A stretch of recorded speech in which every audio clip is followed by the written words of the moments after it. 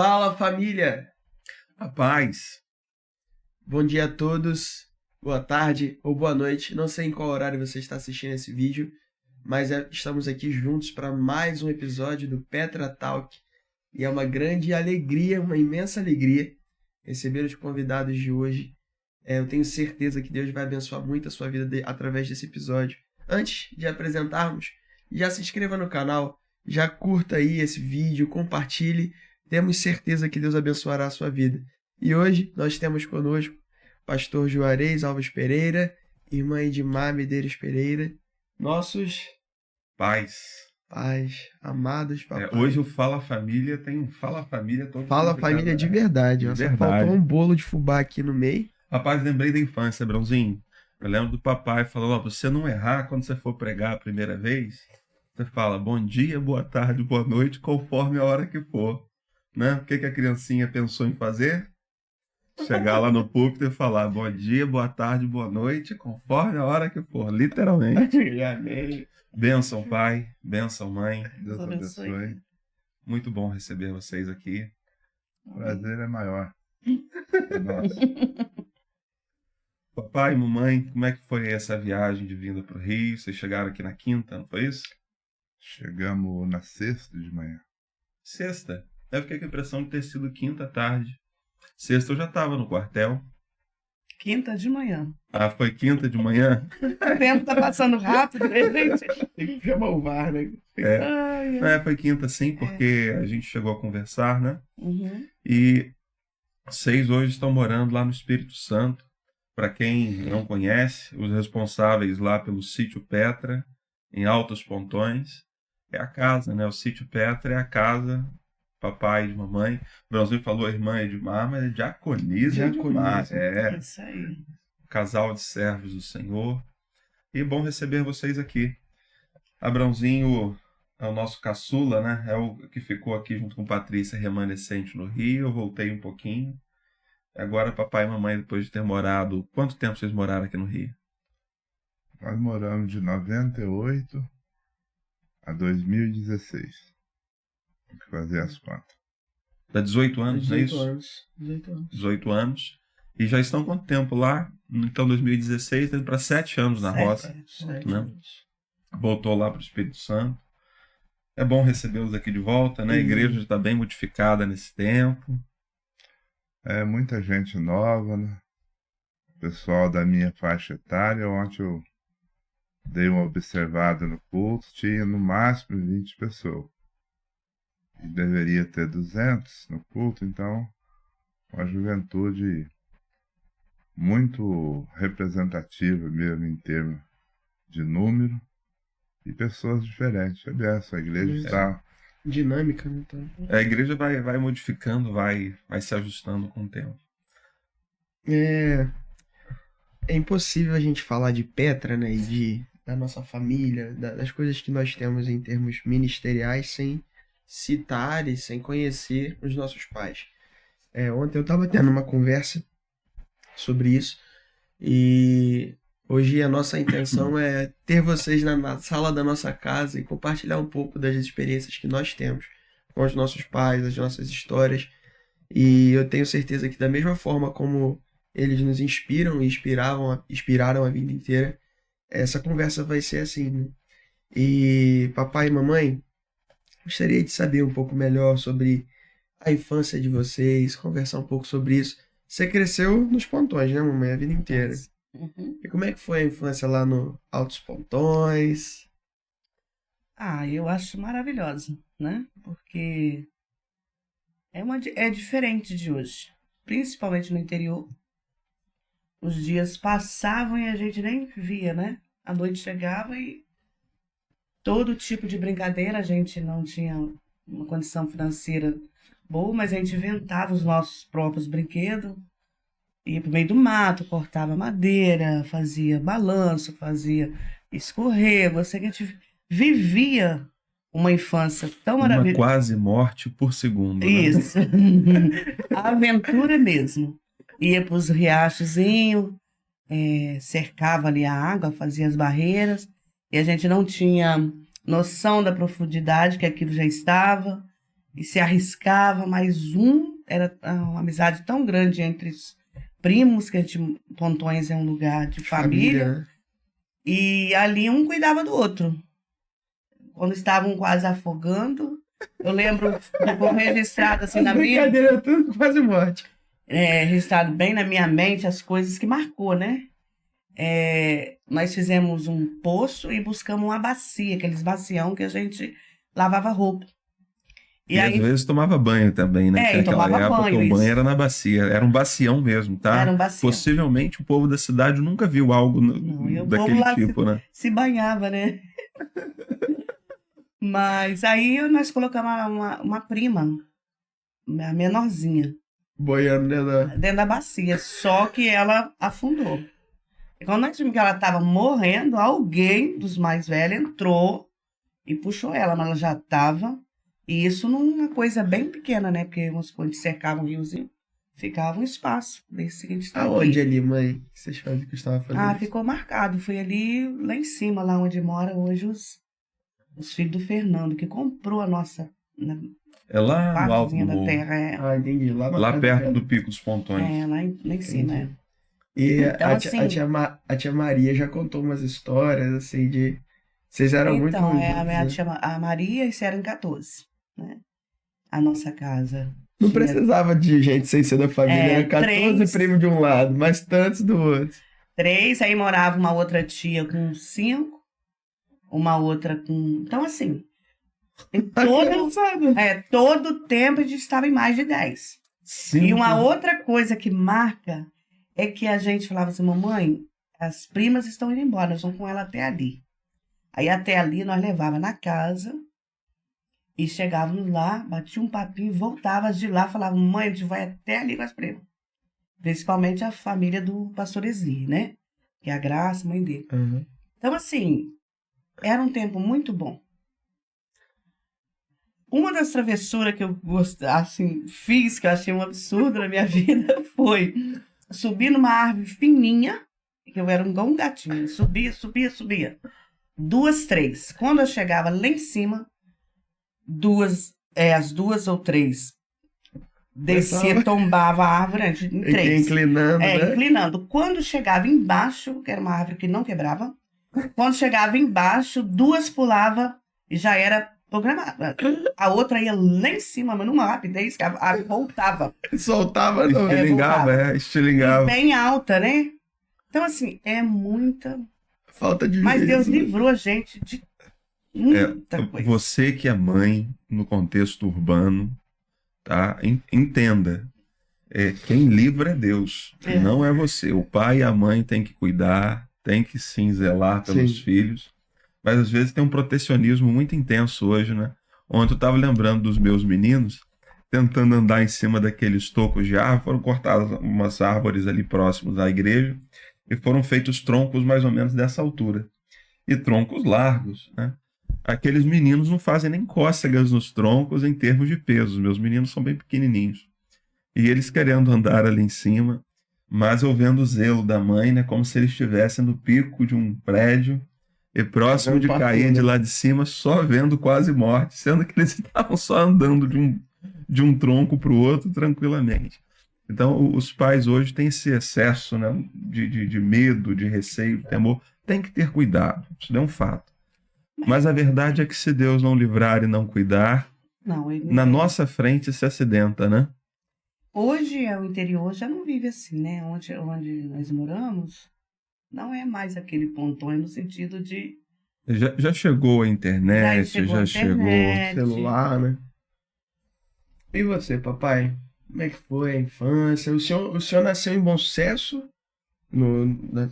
Abrãozinho, desculpa interromper, eu queria fazer um comentário sobre a fala da mamãe. Uma tia tinha 14, a outra tinha 5. Sabe o que eu estava imaginando? A relação encontro de casais e EBF. Encontro de casais, 5 famílias, né? 5 casais. EBF, 50 e poucas crianças. Imagina a relação, a igreja cheia de crianças, né? Hoje a gente fica separando as crianças, senão não consegue ter culto. E era todo mundo junto, não era? Ontem eu vi um vídeo falando sobre a história dos batistas e tal, era até sobre a PIB de Natal. Aí o rapaz mostra uma foto assim da inauguração do templo. As fotos antigas de inauguração do templo eram uma fileira, duas fileiras de adultos e uma multidão de De crianças. criança. Só os coquinhos pequenininhos assim, baixinho na porta da igreja. Formando as gerações de crentes. Igreja saudável tem criança e muita criança. Então, você falou de EBF? Teve uma EBF lá e teve aquela competição, aqueles que levassem mais visitantes, né? Aí eu fui só na casa da minha tia. Se eu não me engano, eu levei 12. Muito bom. Sendo muito, muito bom, né? A Hoje questão não. de família grande é. Devia ter esse lobby, né? Já que você falava com o papai. Mas aí, papai, fala pra gente também um pouquinho da sua infância, como é que foi, quantos irmãos, como é que é a família, conta pro povo. Pra Aí eu gente. nasci em Bom Sucesso e fiquei ali toda a infância, adolescência. E a minha infância não foi diferente. Muito que sua mãe relatou a respeito dela. Mas nós fomos marcados pelo trabalho. Eu comecei a trabalhar muito novo.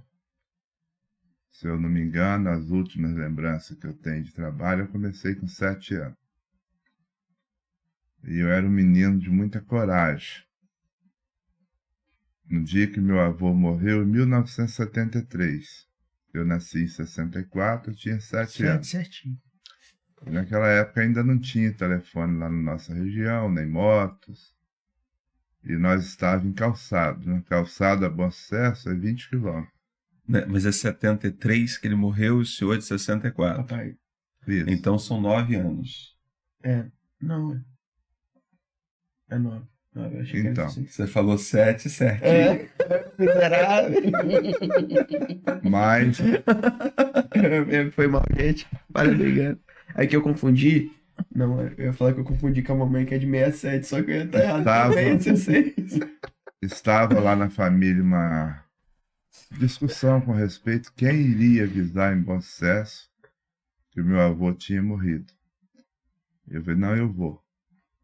Levantei uma base de 3h30, 4 da manhã O homem, né?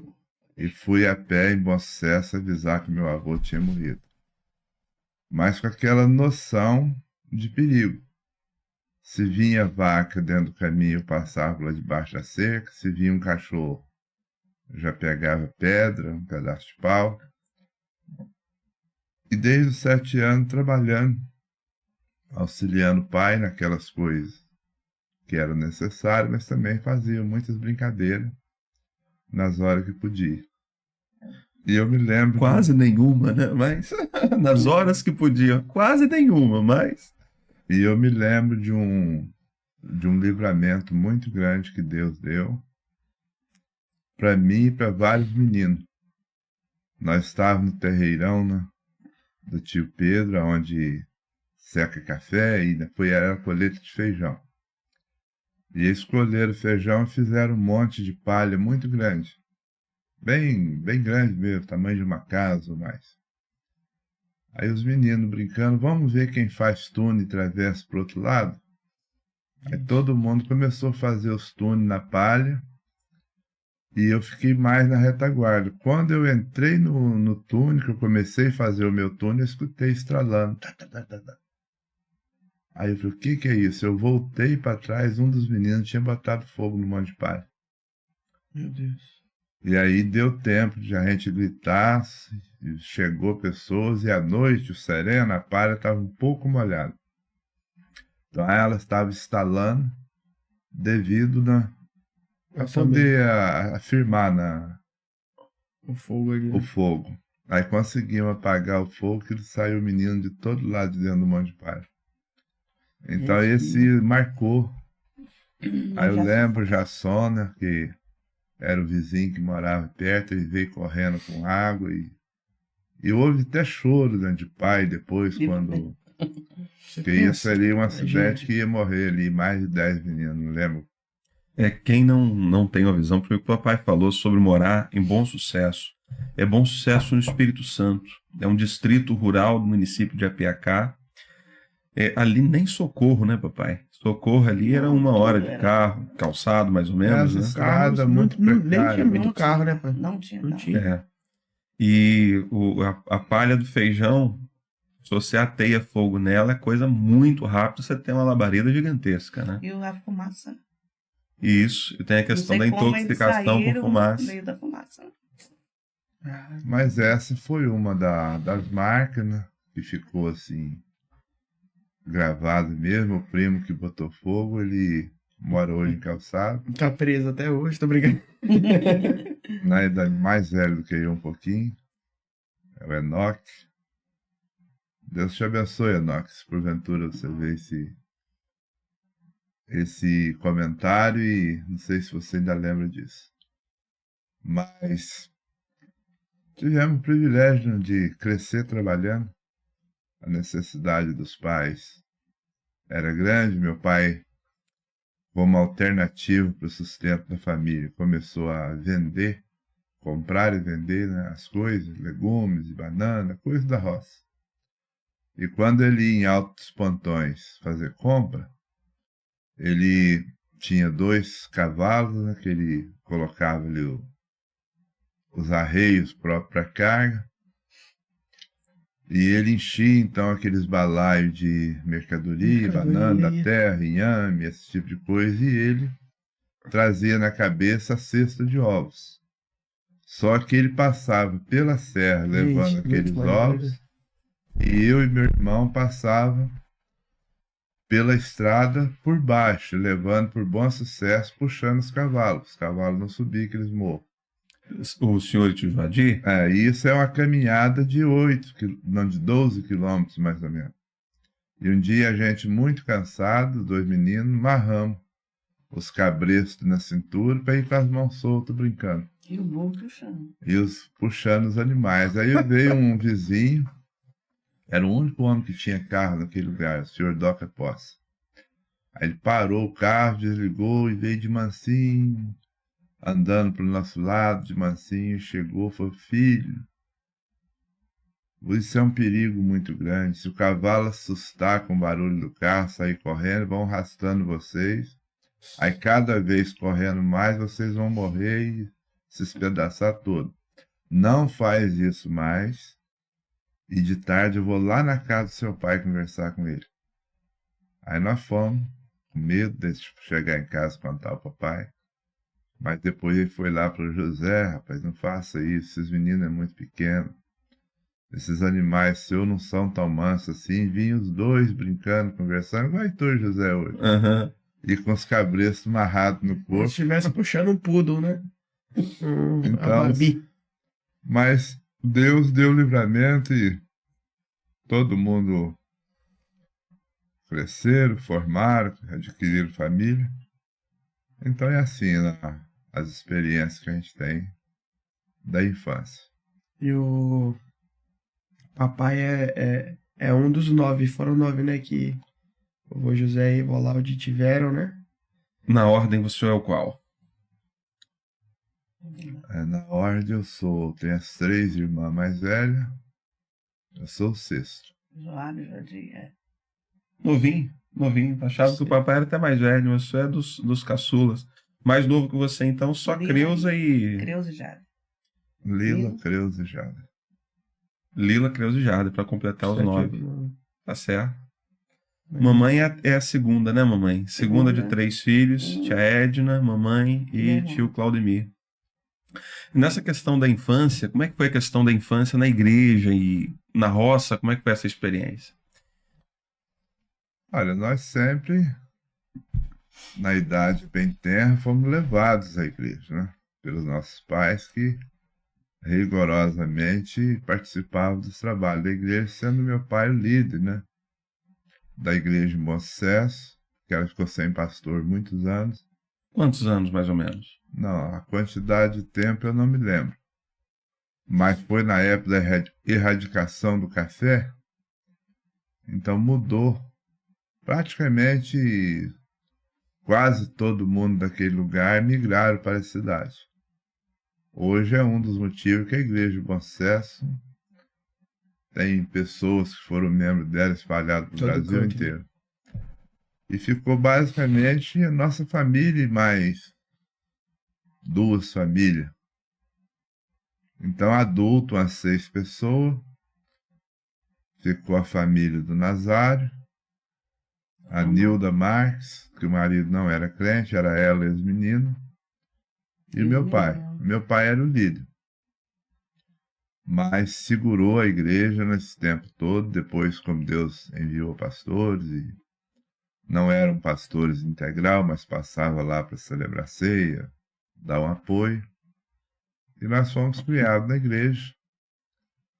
E a minha frequência e crescimento também espiritual começou muito cedo. Fui batizado com 13 anos. Com 15 anos já era professor de adolescente. Eu fui aluno dele. E as Tu foi aluno do papai? É Né? quando eu ia na igreja, né? Aí eu ia na classe dele. E caminhamos esse tempo aí, graças a Deus. Você lembra, pai, como foi sua experiência de conversão? No dia da decisão? Foi algo marcado assim ou foi no natural? Como é que foi? Eu me converti na escola bíblica dominical. Que O legal. diácono irmão José Fino, dando aula sobre a sabedoria e falando que o princípio da sabedoria é o temor a Deus e quem teme a Deus aceita Jesus. E com essas palavras, eu senti que eu me converti naquele Não dia. lenço, não. Agora, já o chamado, Na simplicidade, né, cara? Rapaz, e olha, Uma EBD. e, não, imagina, coisa boa. e a excelência da conexão, tá? O princípio da sabedoria é o temor a Deus, né? O temor a Deus é o princípio da sabedoria. E quem teme a Deus aceita Jesus. Não há sabedoria maior Do que? do que aceitar Jesus. É o ato de sabedoria da vida humana. Vou pregar sobre isso um dia, hein? e chamado, Profundidade. eu senti o chamado também muito jovem. Eu era solteiro, eu não lembro mais a questão de idade, mas entre os 15 e os 16 anos. Pastor Moisés, irmão da minha mãe, era pastor aqui no Rio, da Igreja Central de Moncesso, que Na época ele já era pastor aqui, já. foi pastorear lá, passando um final de semana por mês lá. E nós fizemos um culto na Fazenda Pouso Alto, ali em Alto Calçado, um culto à tarde, e ele fez um apelo, ele subiu em cima de uma pedra grande que tinha, e fez um apelo, quem quisesse aceitar o chamado para ser um evangelista da região, que eles chamam de missionário autóctono, da região ou de qualquer parte do mundo, viesse ali à frente e se ajoelhasse perto da pedra. Eu fui um. E você lembra sobre o que era a pregação? Qual foi Ele o pregou contexto? sobre a entrada triunfal de Jesus em Jerusalém. Quantas vezes eu quis te ajuntar como as galinhas juntam seus pintinhos. Uma pregação muito boa. E eu aceitei e comecei a colocar em prática o chamado. Você tinha quantos anos ali, pai? Eu tinha entre 15 e 16, não me lembro se certo. Mas aos 18 eu já dirigi a congregação no Batatal, que ela começou no Jacá, vocês sabem onde é, Sim. Patrimônio do Divino, que as estradas ali era tudo esburacada, e é uma caminhadazinha de 12 quilômetros. E eu ia rigorosamente abrir o trabalho todas as quartas e domingo. A gente Você decide. já tava com 18 aí, né? Eu 16. tava com menos de 18, que não lembro assim, questão de data certinho, tinha menos de 18. E casamos, já começamos o trabalho, dar sequência ao trabalho nos pontões, que já existia o ponto de pregação, mas não era em ritmo contínuo. Se eu não me engano, era uma vez por mês. E eu casei com 20 anos. Então, aos 20 anos, eu já tinha esse envolvimento de dirigir trabalho que estava principiando. Eu tinha a impressão que o senhor tinha casado com 19. Não foi 19, não? Mamãe, com que idade a senhora casou? Eu casei com 17 um mês. Então o senhor casou com 19, que a Não, eu diferença é de 2, casei não? em outubro de 84. São 3 anos. Ah, A então. mãe é de 67. Entendi, 3 anos entendi. de diferença. E. Gente, que E lindo. a sua adolescência, mamãe na igreja? Cinema Então também, vocês mãe, vocês se conheciam há bastante tempo, né? A senhora foi aluna do papai, né? Mas aí a gente não ia sempre. Não tinha carro. E a caminhada, você sabe, é aquela montanha, né? De um lado para o outro, que a gente gastava mais de hora andando. Quantos quilômetros é virar a montanha e chegar a Bom Sucesso? Porque virar a montanha em si não é uma distância tão grande, né? Mas já tem 3 quilômetros até Bom Sucesso. Dá uns 6 tudo? Eu acredito que deve dar uns 5 a 6. Só que inviável a trilha, né? É uma trilha, não é? Você chegava tudo molhado. É como se o indivíduo saísse do lado de cá, ali da Tijuca, com a intenção de chegar em Copacabana, mas indo pela Serra do Exatamente. Quase 1 hora. Era quase 1 hora subindo. E mais que lá tem aquela parte baixa, né? Também. Você que tá ouvindo aí e reclama aí que tá difícil, né? Que gasta meia hora de carro pra ir pra igreja. É como se você botasse Na verdade, não tinha roupa específica de trilha nem nada, mas você botava essa roupinha de ir pra igreja, entrava na Floresta da Tijuca, ficava Não 2 tinha horas roupinha, né? E a pessoa na tinha trilha, uma muda de roupa, né? Pra ir na igreja. chegava com barro, com. Chegava ia Do descalço, jeito né? Pra não que sujar o sai na trilha. sapato. Iam descalço, Ia né? descalço, né? Pra não sujar o sapatinho. Lá, quem você conhece lá, quem ia pra calçada, que tinha aquela estradinha que a gente tá chegando no caso da serra ali tinha um moinho, né? Aqueles moinho fubá. A gente com essa coisa na sacolinha de arroz, que nem essa sacola de mercado de alça, a gente não tinha. Pra poder proteger da chuva, era sacolinha de arroz. Aí trazia as bíblias, tudo dentro daquela sacola de arroz. Ninguém tinha uma bolsa, né? Eu lembro de eu indo pra escola e Aí lavava o pezinho ali, né? Lavava mais ou menos, né? Todo mundo com as unhas cheias de barro. barro vermelho. Eu lembro. Nós viemos numa apresentação de teatro pro Natal.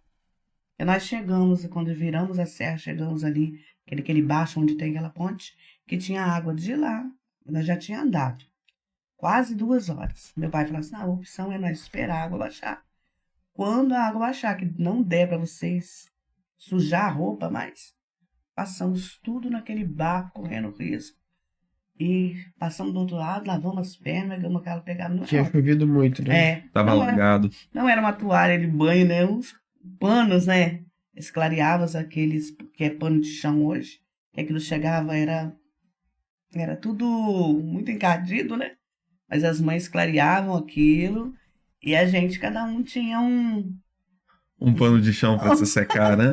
Mas era um pano de chão que não era um pano de chão, né? Não se usava como pano de chão. Mas para as pessoas saberem do que estamos falando, né? Só que eu penso assim, o prazer, né?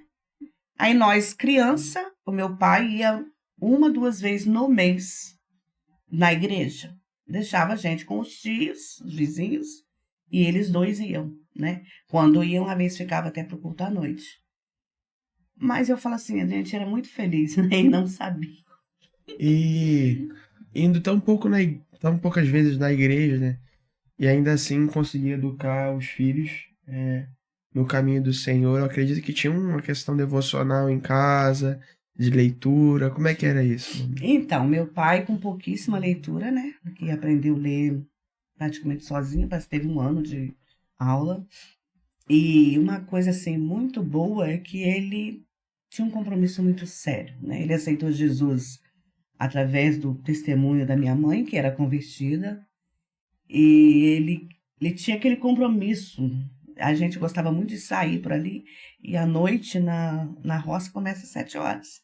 Então, para eles que trabalharam o dia todo, 7 horas já se preparava para dormir. Então, a gente ia brincando por ali, atrasava um pouquinho. A gente ia, tomava banho, se ajeitava para dormir, do nosso jeitinho, e tentava passar pé por pé, mas a Bíblia estava na leitura diária, em cima da mesa, já aberto, tudo certinho, escolhido o texto.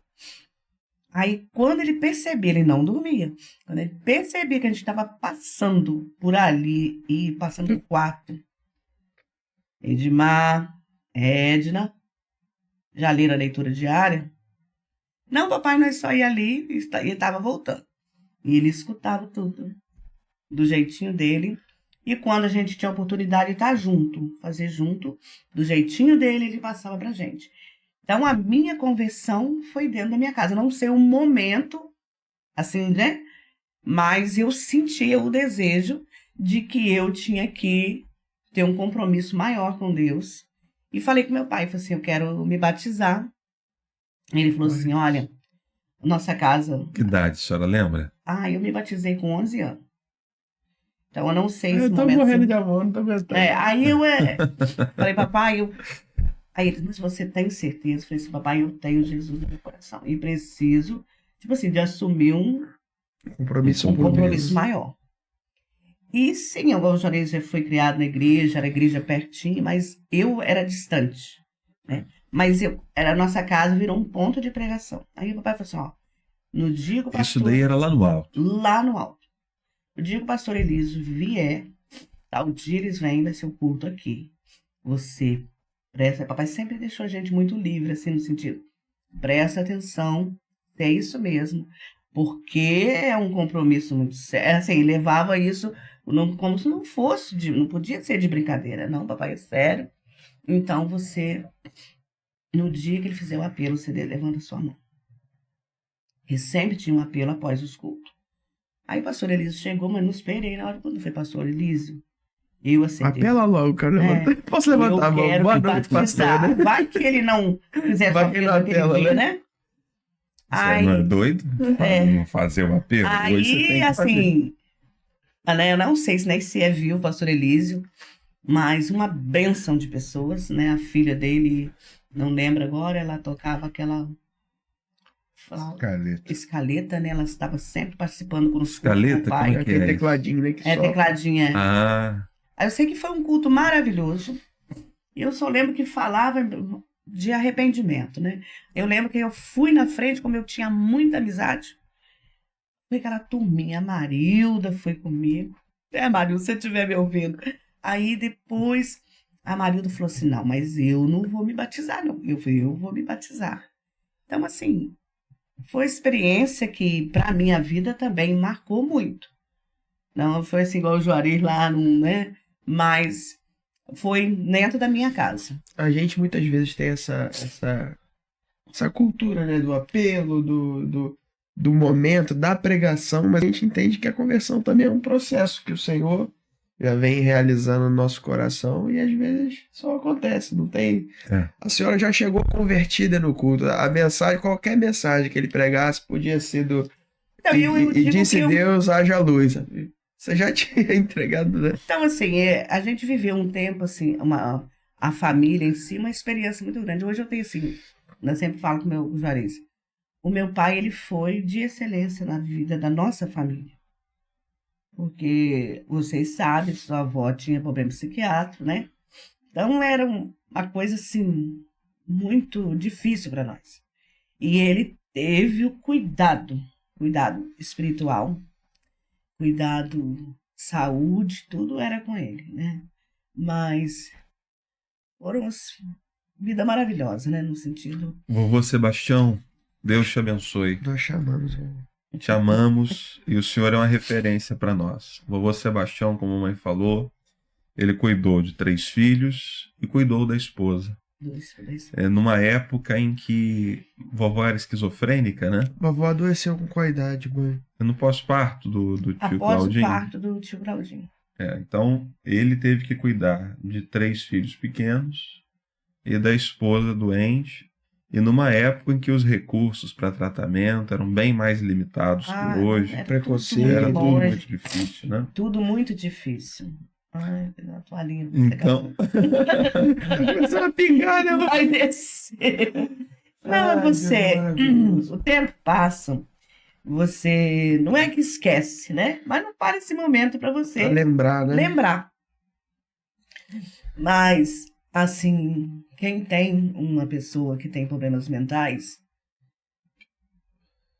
Sabe a luta que é. Sabe a luta que é. E às vezes são pessoas que a família toda sofre, né? Só que nós foi um sofrimento diferente, né? No sentido assim, meu pai era uma calmaria. Ele nunca falou uma palavra pra minha mãe, tipo assim, sua doida, né? E com todo cuidado. Medicação, né? Quanto mais em crise minha mãe tava, ela Mais resistente, mais né? Ao resistente. E a minha remédio. mãe, ela crente fiel, né? E ela, quanto mais atacava a mente dela, ela acreditava no poder de Deus, na cura. E ela cismava que ela já estava curada, que ela não precisava de medicação. Mas a gente via que ela estava na crise. Então, o meu pai combinava com a gente, porque ele tinha que lutar, ele tinha que trabalhar. 3 Sim. filhos, e aí ele ficava, olha, minha filha, quando chegar tal hora, vocês vão pegar o remedinho da sua mãe e vai pingar ali as gotinhas. Então nós inventava um suco, nós inventava alguma coisa boa para ela tomar. E a gente viveu esse tempo e a minha mãe não desconfiava nada. Era um carinho, era um amor que a gente fazia, né? Fazia aquilo para cuidar dela, que ela não percebia. Aí tinha a medicação, ela tomava Aldol, né? E às vezes a gente não achava em gota, achava em comprimido. Sim. Aí a gente ficava assim, meu Deus, aí colocava para elinho o suco, né? Aquele suco, um corante, né? Vai misturar, vai. Aí colocava o Aldol, ficava tudo em cima. A gente ficava, meu Deus, aí eu ficava assim. Aí meu irmão falou assim, mãe, toma, mãe. A minha irmã foi adoçar, colocou a colher na farinha primeiro. E o suquinho, ele ficava, mãe, pelo amor de Deus. Ela toma o suquinho, tá sujinho de farinha. Então nós nos unimos, os 3, os 4, para cuidar da minha mãe. E o vovô encontrou um jeito de não de estimular a fé da vovó, né? Naquela questão de e ainda continuar cuidando, né? Aí, para levar, Abraão, ela num psiquiatra, Imagino. ela tendo na mente que estava curada, e assim, que dificuldade que era, né? É muito difícil. Aí o meu pai saía a pé de Pontões, caminhava até Bom Sucesso, que era o lado onde Jariz morava, pegava o carro de leite, né? Que era a única condução que era um caminhão levando os leites para a cidade. Não tinha ônibus. Descia. Ia em Bom Jesus, não sei como, né? Porque o carro de leite ia só até Bom Calçado. Ia na clínica, consultava a minha mãe com o doutor, não lembro mais, fugiu da mente, e trazia a medicação, né? Que você não tinha farmácia, tudo era na cidade. Então, assim, ele dependia de nós, como família, se unir Pra em cuidar. prol do tratamento dela. Essa questão da responsabilidade familiar, né? A gente vive num tempo em que as pessoas estão abandonando seus idosos, terceirizando o cuidado dos doentes, e doentes que dá para cuidar, né? Obviamente, existe um nível de complexidade que precisa hospitalizar, precisa da assistência particular. Mas hoje o idoso está indo para as clínicas, né? Para os asilos, parentes enfermos, processa todo mundo, porque tem que ter ali o home care, tem que ter um profissional para cuidar. A família, por vezes, não entra no quarto para poder ver o Sim. familiar enfermo, ele é cuidado só por terceiros. A importância disso, né, desse vínculo, dessa construção de E a amor. gente tinha um amor tão grande assim. Aí de vez em quando a gente escapava, rapaz, posso dormir na casa? Nós tinha muita prima, né? E aí os pais naquele tempo, eram muito tranquilo com relação a isso. Aí o papai deixava. Nós dormia na casa das pessoas, já nos preocupando que a minha mãe podia passar mal, entrar em crise. E a minha mãe tinha um tempo que ela sorria o tempo todo e um tempo que ela chorava o tempo todo. E para os filhos, o choro tem um motivo. Alguma coisa está acontecendo, né? Mas nós tivemos uma segurança muito boa que a gente não viu meu pai maltratar ela. Se fosse no tempo que eles, De um homem que eles gritasse, que gritasse, que maltratasse, nós começaríamos a achar Associar que era o vovô. que era o avô. Mas não, a gente tinha certeza que ela estava em crise. Aí um dia eu fui dormir na minha tia. E naquele tempo o povo caçava muito. Eu lembro que meu tio tinha uma cachorra e ela ia para o mato e ficava coando o bicho. Mas ela fazia como se fosse um som. de choro. Como ela estava muito longe, e eu fiquei. Minha mãe tá chorando. E eu não dormia, eu virava pra lá, virava pra cá. Minha mãe tá chorando. Aí eu fui no quarto da minha tia e falei, tia, vão comigo ali no altinho, que era lá onde a Ana Maria mora. Vão no altinho ali, tia Gessi, que a minha mãe tá chorando. Ela falou assim, ela tá passando mal, né? Aí fui, e quando nós saímos num terreirão assim, fomos no altinho. Eu, não, minha filha. É o cachorro. Tem a cachorra lá no alto, acuando o bichinho. Aí sim. Ela falou, no amor que um filho tem pelos preocupação, pais, né? É. Aí Legal. voltei, aí sim. Eu dormi, acordei no outro dia bem. Essa questão que o Jefferson até comentou, assim, é realidade nas emergências, né? Eu tenho tido a oportunidade de trabalhar em pronto-socorro. Essa questão da terceirização do cuidado, da família que rejeita. É muito triste a gente ver uma relação até com datas, assim. Tá chegando um feriadão, O povo tá quer. chegando a hora de emendar, né? De fazer a viagem. A gente vê é mais comum. Não tô dizendo que todo idoso que chega, não, óbvio que não. Mas chega aquele idosinho, É mais olha comum a pro família vovozinho. levar para o hospital nesse Aquele período. vovozinho já é situação- frágil, não tá com nenhuma doença aguda, ele tem doenças crônicas, não tem nenhum motivo de internação. A gente faz todos os exames, investiga tudo, e todos os exames não tem nada, exame físico normal. Não tem motivo daquele vovô nem ter ido no hospital. Aí a família, não, mas tem que internar. Se eu levar, vai morrer. E fica aquela luta.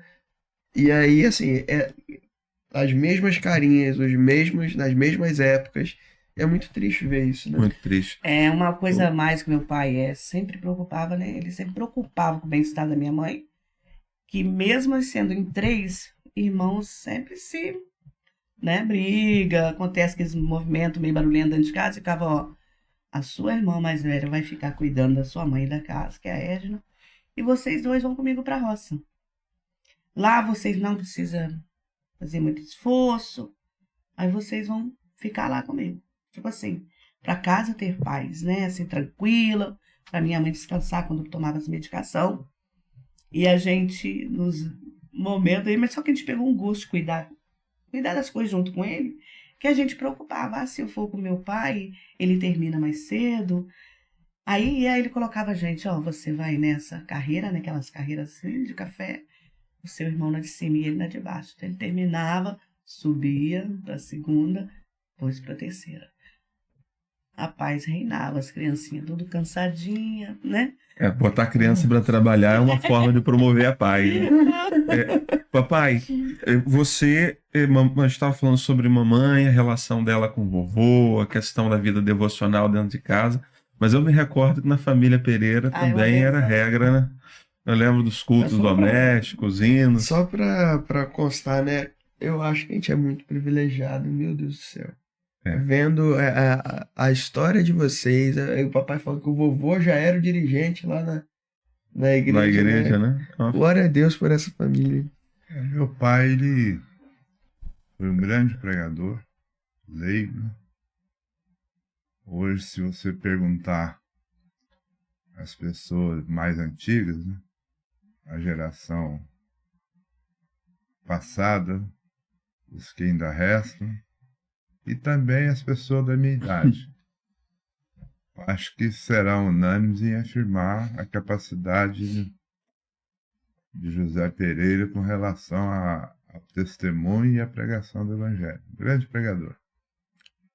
E minha mãe, na juventude, ela é organista da igreja. E meu pai é regente. Você sabia disso? Que a vovó tocava ela contava essas histórias pra mim. Então, a gente foi educado a cantar em 4 vozes, desde novo. Na partitura certinho os contracantos certinho. Meu bom. sogro. E a nossa casa, Era o o culto regente doméstico era algo infalível. Não... Meus pais tinham muita luta, naquela época não tinha açúcar, né? Então moer cana para fazer café era algo assim, era as tarefas da noite, porque durante o dia o serviço era na roça.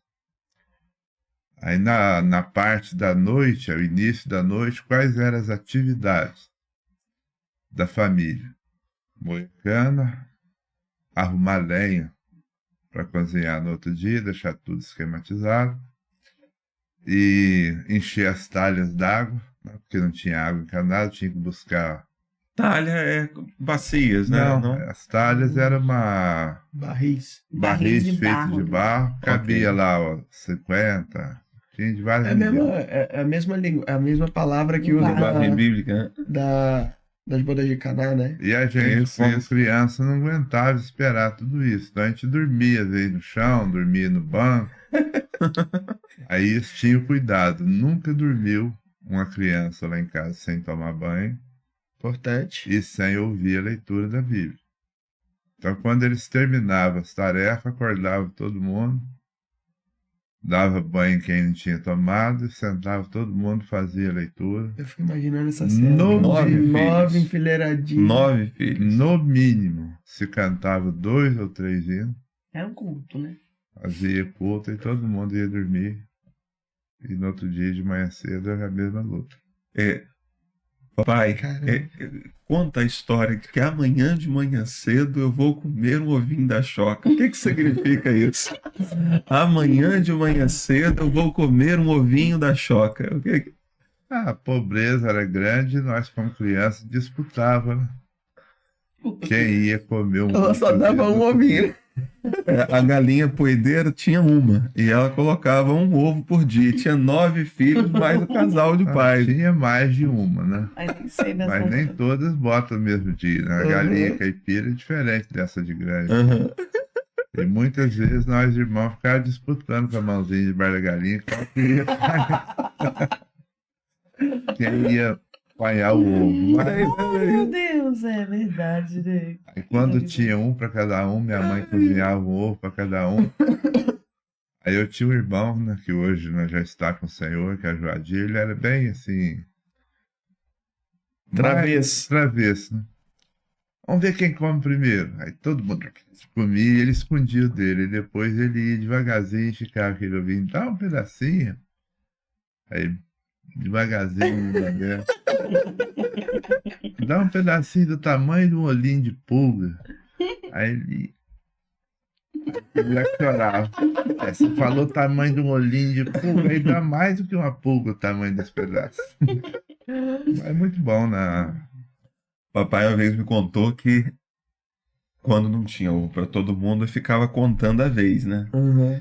Aí um dia era a vez do tio Joadir no dia seguinte comer um ovo. Aí de tarde ele cantando: amanhã de manhã cedo eu vou comer um ovinho da choca da galinha. Olha a choca. Deve ter sido muito bom. Você estava falando sobre isso, acho que foi Pri. A gente passou uns dias com eles lá em São Paulo, né? E ela falando sobre esse ambiente da casa do vô. Era aquela casa lá que quando a gente passa o pessoal já fala, né? E Casarão aí do uma Bom coisa Sucesso. que ela falou, pai, que ela lembra do senhor sendo um desses. Devia ser adolescente quando ela nasceu, não sei como é que é a questão da idade. E cresceu. Mas ela lembra do senhor sendo um daqueles que zelavam por esse culto. Não podia deixar faltar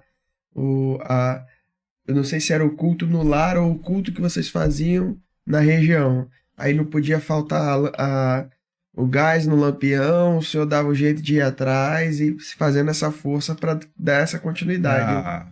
A iluminação era base de lamparina e lampião, né? Então, nas casas, quando chegou o lampião a gás, ficava todo mundo assustado. Gente, parece dia. Ainda lembro que o Nazário, falecido, falou assim: as coisas vão melhorando e a gente vai assustando. No meu tempo, nem querosene era azeite. Quando chegou a lamparina de querosene, juntava aquele monte de gente para ver. Rapaz, clareia igual a luz do sol. Depois veio o lampião, depois veio a energia, né? Ai, muito engraçado. A gente acompanhou As bastante crianças coisa, né? igual a com o luz do narizinho sol. cheio de fumaça. É. Ah, isso daí eu me lembro. Eu me lembro, acordava ó, as narinas Fuligem. pretinhas, só de fuligem. Porque era muito. Porque tem um dia de lua, né? Você clareia, né? Mesmo morando no interior. Mas era muita escuridão. Então eu sempre deixava a lamparina acesa para cuidar dos filhos. No outro dia, todo mundo com os narizinhos tudo pretinho da fumaça. A gente está falando sobre esse período de adolescência, infância e tal. E como é que foi que vocês se conheceram para namoro? Porque vocês se conheceram na igreja Na Né? classe, né? como indivíduos. Papai tinha 15 na época da classe, a senhora tinha 12, né? Isso, eles são os 3 anos mais velhos. Eu sempre tive um propósito de casar novo. O entendimento meu bíblico e o temor a Deus me levava à procura de um casamento. Então, namorei algumas meninas, mas casei virgem. Não por falta de oportunidade, porque oportunidade sempre tem. Mas a gente não prosseguiu nesse propósito por questão de temor a Deus. Então, tinha aquele projeto de casar. E nesse projeto, a gente tinha o olhar voltado mais às moças da igreja. Eu não cheguei a namorar nenhuma moça que não fosse da igreja. Então, eu fiquei encalçado na casa da minha avó durante um período, cuidando dela. Minha avó tinha um problema de coração, né? Acho que é a angina que se chama. Imagina. Então eu tomava conta dela e morava com ela, estudava encalçado. Aí passou um tempo, a gente desvinculou de Bom Sucesso um pouquinho. Aí eu cheguei em Bom Sucesso, um primo, né, que já faleceu, que era o irmão Zael. Ele falou pra mim, Essa história. Tony, ele maluco. falou pra mim, rapaz, a filha do Sebastião lá nos Pontões, você precisa de ver que moreninha bonitinha que tá. Falei, você tá certo, eu preciso de ver mesmo. Vou providenciar os recursos pra eu ver. E aí nós fomos no culto dos Pontões, eu dei uma olhada, falei, realmente, Vai dar aquela assuntada, né? e conversei com ela, aceitou o namoro. Meu pai me chamou Mas a aí foi atenção. nessa ida já? Ou vocês foi lá várias vezes, Não, criou não, a amizade? primeira Nós vez nos que eu- conhecia sem Ah, assim, era entendi. professor de escola bíblica, mas sem ter essa amizade que a juventude tem hoje, por morar longe. Jovens, estão ouvindo, né? Coragem. Coragem, jovens. Hoje nós temos tido uma juventude acovardada. Rapazes que pensam, rapazes que querem, rapazes que desejam, mas não fazem. Quer dizer, eu tenho que ver realmente. Foi, viu? Foi lá conversar. Eu lembrei E aí da... começamos namoro, namoramos 1 ano e meio. E nesse meio tempo, qual era a preocupação de um rapaz com relação a arrumar para casar? Aí meu pai me deu um pedaçozinho de mata, falou, se você derrubar aquelas árvores e plantar uma lavourinha, o café é seu. Aí no outro dia eu já estava lá. Plantei 1.500 covos de café, plantei uma roça de milho, uma lavoura de feijão e uma lavoura de arroz. Quando eu fiz as colheitas do milho, arroz e feijão, eu fazia a conta. Se eu comer durante o ano tantos sacos de arroz, eu tenho arroz para comer 5 anos. Tem feijão para comer não sei quantos anos. Aí, pronto, tô arrumado para casar. Arroz com feijão já. E uma coisa que eu passo para a juventude, quem dá o sustento, a provisão vem de Deus. E se nós fôssemos esperar, né, ter tudo que as pessoas querem ter para se casar, não tinha casado até Sim. hoje. Mas tá aí a família de pé, né, vocês dois e os outros 2 que estão ausentes. Todo mundo tem sua graduação superior, todo mundo tem seus empregos, nunca faltou o necessário. Então é cumprimento da promessa de Deus. Glória a Deus. Deus não promete aquilo que você quer, mas aquilo que você precisa, Ele é fiel. E com essa questão é interessante ver essa proatividade dentro dos planos do Senhor pra gente, né? As pessoas se colocam muitas vezes muito passivas. Não, eu tô orando e eu tô orando, Deus vai mandar, eu tô orando. E às vezes Deus manda algumas pessoas, Deus coloca algumas pessoas no caminho e a pessoa tá de olho fechado orando. E assim, interessante, Não o tem Senhor percepção. tinha um plano, Deus permitiu também que esse plano que o senhor tinha de casar fosse à frente, mas o senhor agiu.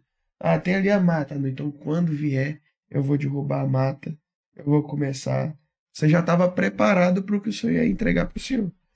As pessoas hoje têm uma ideia, Abraão, de um Deus que abençoa a passividade. Então Deus trabalha por aqueles que neles esperam. Sim, sim. Mas o que nós esperamos é a bênção do Senhor sobre as nossas ações e não sobre a nossa passividade. Sim. Na passividade não vai acontecer, tá? Então o Senhor, ele é aquele que trabalha, ele é aquele que abençoa, é aquele que prospera a ação de seus servos, o trabalho, fazer dos servos, né? E aí, obviamente, nós também todos aí já ouviram a frase de que Deus não vai fazer o que você pode fazer. Deus vai fazer o que está além do seu alcance. Então, o estabelecimento de relacionamentos, a estruturação de uma família, o início, o diálogo, a construção de amizades, o convite para o namoro, para o noivado, para o casamento, isso daí cabe ao indivíduo. É Então, aquela lógica do se o Senhor não guardar a casa, em vão vigia o sentinela. O Senhor está guardando, mas o sentinela vigia. Tem que ter Se um o Senhor não sentinela edificar, vigiando. em vão trabalham os que edificam. Mas tem gente trabalhando, né? Tem que ter gente trabalhando. E é maravilhoso, papai, ouvir isso. E aí o senhor já estava pronto, então. Já estava com tudo, arroz e feijão para 5 anos. Um comentário sobre esse daí, o arroz, o feijão para 5 anos e tal. O que precisamos para casar? Meios. Só os meios. Sustento, né? Não, os meios básicos. Às vezes as pessoas estão buscando tanta coisa. Eu estava conversando com um casal, eu falava, olha, quanto você acha que você e sua esposa gastam para morar de aluguel aqui no contexto dessa cidade? Aí a cidade era Campos do Goytacazes. Aí eu falei, morando ali no bairro onde a gente está, aqui a gente consegue alugar uma kitnet ou ali um apartamento de um quarto por R$450. Então esse é o contexto de Campos, né? Eu falei, interessante. Então R$450. E quanto você acha que você gasta para poder ir e vir, se locomover e tudo mais, essas outras despesas? E quanto você acha que gasta para alimentação? Ele foi fazendo as contas, gastava em torno de R$2.000 em Campos do Goytacazes para um casal poder se manter. Eles juntos já ganhavam mais do que isso. Falei, então você não precisa de mais nada, você já pode casar. Você já tem os meios para continuar vivendo, tá? De maneira digna, sem depender de outros. Hoje, né, ele ganhava um salário mínimo, a esposa ganhava um salário mínimo, que já dava 2.500 mais ou menos, mas projetando um cenário, né, idealizado de uma grande festa, uma grande casa, já tendo um carro. E aí vai postergando e abrindo oportunidades para o pecado. A vida cristã, ela é fundamentada na confiança e na fé em Deus. Porque se você for colocar a soma de tudo que você precisa para poder passar o ano, então você dificilmente vai conseguir realizar as suas atividades, porque a gente sempre pensa algo além do que é o necessário. Agora, a vida por fé, você confia na provisão diária. Sim. É o que Jesus diz, o pão de cada dia. Amém. É a provisão diária, como você vai enfrentar a vida. Se eu fosse olhar isso, como é que você vai arrumar criança sem ter renda, igual nós viemos para o Rio de Janeiro, com 4 crianças pequenas, sem uma qualificação de trabalho suficiente para arrumar um emprego que ganhasse mais que o salário mínimo. Então são tantas coisas para você pensar que você desiste de viver. Mas nós botamos as bolsas no carro, chegamos aí. Agora, como é que vai ser? Na minha mente, eu tinha um propósito, não ser pesado a ninguém. Eu me lembro quando a igreja me deu uma cesta básica, eu falei para os irmãos, não traz mais. Salvando a questão de doença. Se nós estivermos doentes, aí vocês não deixam de trazer. Mas com saúde não traz, porque um homem ou uma mulher que trabalha todo dia tem que fazer o mesmo para comer. Dar comida aos filhos. E aí eu fui ver o que eu tenho que fazer para ganhar o que dá para pagar o aluguel e sustentar os filhos. Arrumaram um emprego para mim em São João de Meriti. Trabalhar numa xerifada da prefeitura. Quanto é o salário? Não lembro mais, mas falaram o valor, eu falei, não dá. Vou pagar o aluguel e vamos viver só para pagar o aluguel. Caí na rua como camelô. E como camelô nós tivemos fartura. Mas é uma coisa assim, você sai de casa tipo passarinho, você não sabe aonde está o cacho de banana, a fruta que você vai comer. É isso. Mas você olha para os pássaros, estão tudo já aprumadinhos, você não vê uma sabiazinha solta, jururu, caindo pena. As penas sujas, né? Você vê o bichinho sempre armadinho e não sabe onde vai comer. E assim é a vida de quem entrega nas mãos de Deus. E vocês são testemunhas. Faltou comida algum dia em casa? Sobrou, né? Né? Comida, graças a Deus, sempre teve E assim, grande fartura. Deus, ele dá muito além do que nós pedimos e pensamos, né? Ele nos ensina a pedir o necessário, mas na maioria das vezes ele dá mais que o necessário. E a gente vê na nossa família, mesmo com todas as dificuldades, com toda a luta, a gente não só era suprido, mas era canal de bênção para as outras pessoas. Então, assim, se faltasse comida, era só tirar o resto do povo que estava dentro de casa, que a gente conseguia comer, mas não faltava. A gente botava gente em casa, a gente abençoava pessoas. Eu me lembro. E ainda sobrava, né? Eu me lembro de uma vez que eu fui na casa de um amigo do quartel, o nome dele é Renis, inclusive um abraço, Renis. Deus te abençoe. Eu fui convidado para pregar na igreja dele e passamos uma tardezinha juntos. E eu me recordo dele falando com muita alegria sobre as coisas que ele tinha na casa dele, né? Tudo muito bonito, tudo muito organizado, apesar de simples. E aí eu e Rafaela estávamos prestes a nos casar, estávamos noivos. E ele falou comigo, fica tranquilo, tenente, vai dar tudo certo. Sabe por quê? Eu falei, por quê? Porque quem casa prospera. Quando você está fazendo o que Deus orienta a fazer, vai dar tudo certo. Fica tranquilo que quem casa prospera. Eu não tinha nada, tenente. Olha só minha casa, como é que é organizadinha, né? Olha minha esposa, ele ainda brincava assim, ela orou muito. Aliás, eu orei muito, ela orou pouco. Viu como é que ela é bonita? Tipo assim, eu sou feinha, ela é muito bonita. Meu pai Eu orei muito, ela orou pouco. Então, que benção, que benção. Papai que falou pra mim, né? Eu e o Ju casamos em 2019, naquele contexto de faculdade e tal, era a ideia, nós somos pobres separados, podemos ser pobres juntos, né? E papai que falava isso, rapaz, olha o que Deus fez na sua vida. Você começou o ano sem casa, sem esposa, e assim, agora você tem uma casa, você tem uma esposa, você tem... E é isso, assim. Você falou da conversa que você teve com esse casal em Campos, né? Eu tive a conversa com um amigo meu também, até Lucas e Isa. Um abraço pra vocês. Fomos padrinhos do casamento deles também. E aí eu lembro da gente na praia, a gente foi um dia na praia, a gente sentou assim e ele começou a conversar, ele querendo casar também, no contexto de estudo, muito parecido com a gente. Falei, mano, quanto que você ganha? Quanto você acha que eu vivo? Quanto que tá o quilo do frango? Aí a gente começou a fazer conta e o ovo. E o fígado de galinha. Dá pra comer, meu filho, vambora. E aí a gente falei como que a gente... Porque às vezes a gente fica idealizando muitas coisas, pensando, e a gente vive de acordo com o padrão que a gente estabelecer. Dá pra viver com R$1.000? Dá. Dá pra viver com 2.000? Dá pra viver com 10.000? Dá pra torrar os 10.000 de comida, de atividade. E a gente consegue estabelecer esse padrão. Uma coisa, Abraão, quero fazer uma ressalva, né, para quem está nos ouvindo, que você pode ser útil à igreja, pode ser útil às pessoas, pode ajudar muito o próximo, mesmo tendo muito pouco. Sim.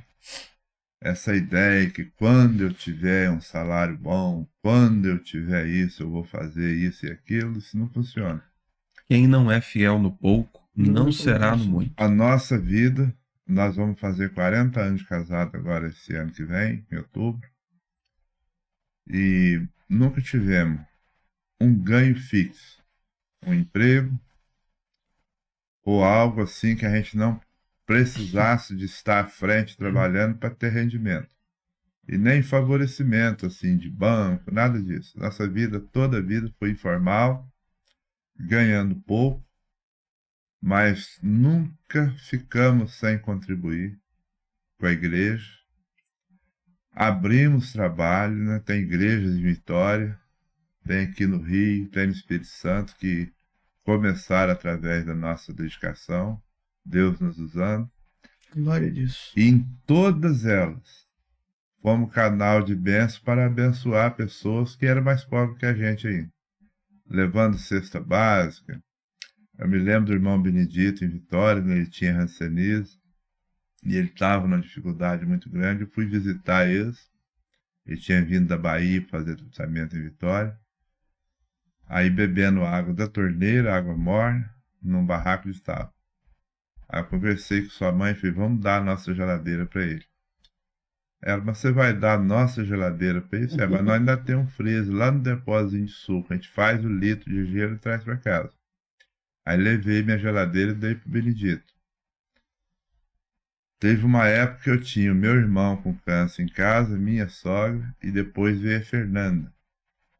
Fernanda ficou 2 anos e meio na minha casa. Ela chegou no Hospital Geral de Bom Sucesso, que ela era o número 700 na fila de transplante. Aí, pessoal, você é louco botar essa menina doente dentro de casa, porque vocês têm um banheiro só, as crianças vão usar o mesmo vaso. E nós ficamos com ela 2 anos e meio. Ela saiu daqui já com os transplantes feitos, casou, convidou nós para ser testemunha do casamento dela. Hoje já é mãe. Filho. Glória a Deus. Então são coisas assim, você não tem que esperar arrumar, você pode ser útil aonde você estiver com aquilo que você tem. E o pouco compartilhado, Deus faz prosperar, rende. Então, durante o tempo que nós estivemos na liderança da congregação de Magé, ali foi feita a casa do seu Jorge, para a Carla, para a irmã dela, que eu esqueço o nome agora, o barraco da Diana. Lá em Bom Sucesso, Espírito Santo, a gente colaborou lá, pedindo ajuda também, não foi só da nossa parte, mas fizemos a casinha da Dona Tereza, que era uma viúva, estava em dificuldade. Então tem como você ser útil com o que tem. Não espera você que está nos ouvindo. Eu vou fazer isso. Quantas pessoas têm a tolice? Se eu ganhar na Mega Sena, eu vou ajudar tantas pessoas. Se você ganhar, você some no mesmo dia e não vai ajudar ninguém. Então começa a fazer com aquilo que você tem. Fazer o bem é um hábito. É isso que o pastor Varei está dizendo, que o papai está dizendo. Quem não é fiel a Deus, abençoando o outro por meio daquilo que Deus te deu, tendo pouco, esse indivíduo, quando adquire o muito, ou se adquirir o muito, quem não é fiel no pouco, não é fiel no muito. Sim. Tá? E ainda, a capacidade de pecar e de fazer o mal, para quem é infiel, só é potencializada com dinheiro. Então tem muita gente desejando dinheiro, mas o dinheiro acaba se tornando um mal e não um bem. Né? Ter tesouros, para quem é fiel, a bênção. Não que não seja perigoso, tá? Até para quem é fiel, tesouros terrenos são perigosos. Mas para o infiel, tesouros por vezes são a destruição do indivíduo. Ele que antes tinha dificuldade de levar a cabo seu intento mal, o intento de ser egoísta, o intento de levar a cabo, né, de executar seus prazeres, seus desejos. Agora com os recursos ele avança às vezes sem impedimentos. Então, isso daí que o papai está falando é algo que eu presenciei e que marcou a minha vida. Eu penso que esta é a forma de viver e é a forma de gerenciar recursos. Quando a gente está ministrando o curso de noivos, a gente orienta os casais. Sejam fiéis nos dízimos, nas ofertas, e tenham recurso para abençoar outras pessoas. Reserva algum valor para você poder abençoar, para você poder auxiliar Isso é bênção. Isso é bênção. Glória a Deus. E você estava falando sobre isso, né? Porque às vezes a gente acha que é só a riqueza que afasta, né? Mas aí me lembrando da parábola lá do semeador, aquela planta que cresce os espinhos crescem ao redor daquela planta e tornam ela infrutífera. Jesus fala de duas coisas, a fascinação das riquezas e as preocupações da vida. Às vezes o cara tá fascinado com a riqueza, ele tem a questão e se perde, se tornando infrutífero. Mas às vezes há só as preocupações, a pessoa se preocupa tanto. Então o pobre também pode se tornar infrutífero pelo materialismo também. Então ele se preocupa, ó, se eu fizer isso vai faltar, se eu abençoar eu não vou ter. Então essa preocupação, ela se torna também um Deus na vida dele. Ele também está sendo um servo de Mamon, no final das contas, e não está frutificando no reino de Deus. E glória a Deus que a gente teve ótimos exemplos com isso. E se a gente errar, não é por falta de exemplo. É falta de temor a Deus. Em nome de Jesus, não erraremos nesse ponto. Amém. Amém. E aí, a vida foi se desenvolvendo. A gente pôde compartilhar aqui um pouco sobre os ministérios que Deus foi dando para vocês. A vida inteira, né, Pai, trabalhando com cuidado de pessoas, plantação de igreja. Atualmente, vocês estão de volta aos Fontões. Estão lá há 7 anos, né, como a gente falou no começo. Como é que tem sido lá essa última experiência ministerial de vocês? Como é que tem sido a experiência de vocês lá? Abraão, a experiência de volta aos Pontões trouxe para nossa alma um grau de satisfação e paz. Primeiro, voltamos a um lugar que a gente ama e que a história da igreja em Pontões passa também pelos nossos cuidados. Nós não fomos os fundadores do trabalho, porque ele já existia na casa do meu sogro um ponto de pregação. Mas da construção do primeiro templozinho, estava na época o ponto de pregação sobre a minha liderança, e a gente tinha o cuidado de fazer visitação todos os domingos, pelas casas, e isso rendeu frutos. E quando o pastor Moisés começa então sob a liderança dele a congregação lá, nós fomos de frente, sabendo que o meu sogro, por morar lá, ele é o que mais trabalhou naquele lugar.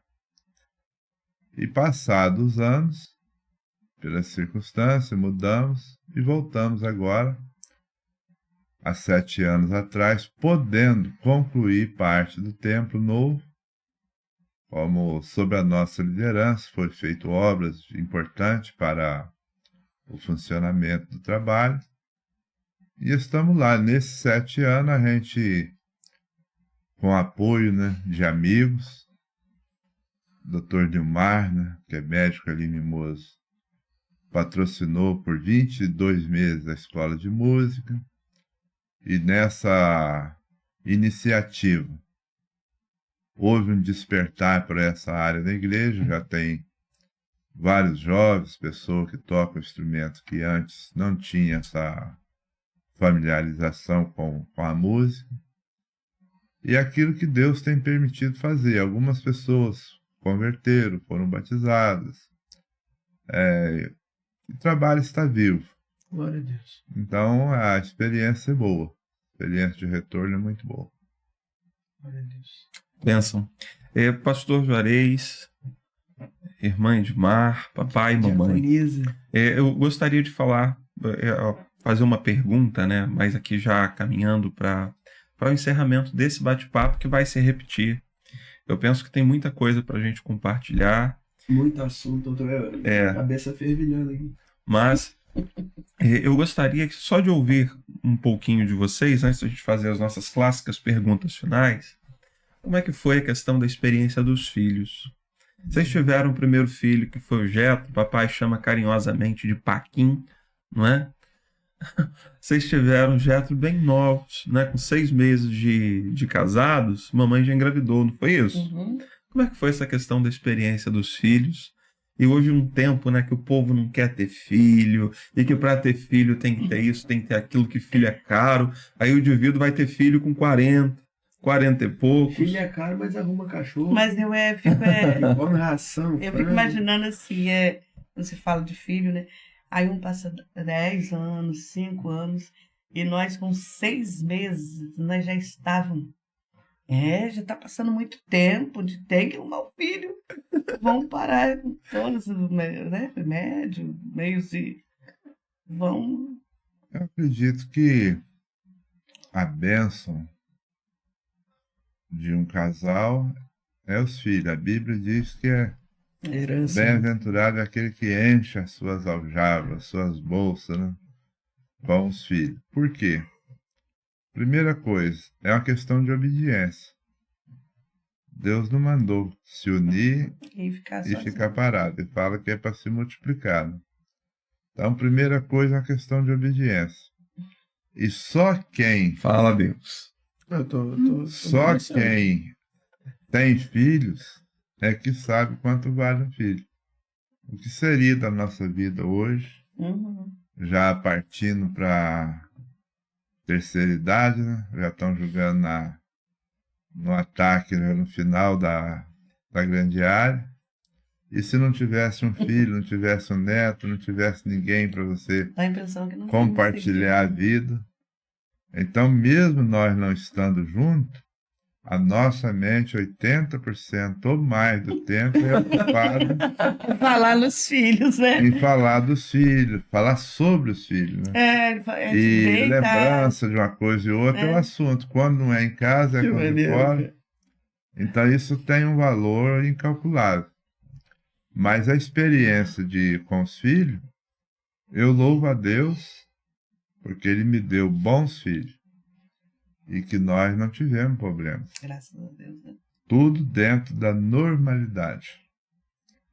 Jeto foi um menino muito, muito bom, que a gente tinha com ele um carinho muito grande. Também um susto muito grande. No dia que teve uma enchente, ele resolveu esconder dentro de um baú. Ah, foi ele que tava Foi, nesse baú? foi. Eu já vi essa história muito E E legal. eu já todas as estava outras crianças. desesperado pelas vargens, procurando, a família toda, os vizinhos já, todo mundo. E uma enchente, né, que vinha à beira da varanda, e aí as crianças brincando, né? Aí eu perguntei ao mais velho, que era o Glaucio, né? Falei, Glaucio, você viu o Jetro? Aí ele falou que escorregou. E a água Jesus. a água vinha à beira da casa. E a gente... Eu me lembro desse dia com clareza. E aí a gente já estava tudo buscar aonde? A gente olhava, era um mar d'água na frente da casa, aquela vargem pegava que estava toda cheia. E todo mundo Mas- chorando, né? Meu Deus do O céu. trabalho que tivemos com os filhos foram as lutas No normais. final das contas, já tá dentro do baú, né? Aí ele, Só quando pra não viu deixar todo a mundo, curiosidade dele, tava pô. todo mundo chorando, aquele barulho, ele levantou a tampa do baú, Assou, né? achou. Miserável. A gente não tinha nenhuma reação, o que fazer, né? Mas Era só agradecer a Deus. foram tudo normal dentro da normalidade. Ai, Deus. Jefferson foi um filho muito obediente, Patrícia, Abraão. A gravidade era um pouco mais forte pro Jefinho. Centro de gravidade. O Jefferson, Caí bastante. É. Todos os acidentes possíveis, não letais, eu Todas as formas de traumatismo sofri. craniano. eu preocupava, meu Deus, naquela época a gente não fazia.